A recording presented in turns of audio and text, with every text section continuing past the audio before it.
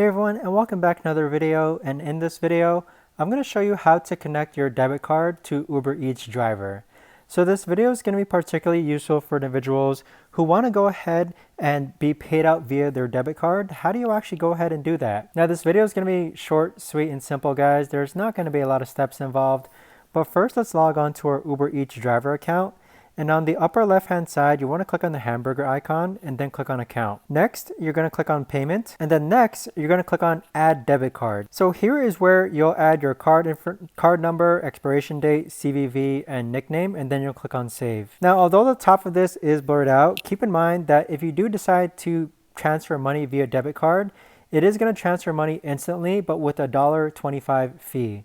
So I would suggest, if you're patient enough and you're willing to wait on the weekly payout, there are no fees associated with that if it direct deposits into your account. But that right there, guys, is the best and easiest way that I know of to actually go ahead and add a debit card to your Uber Eats driver account.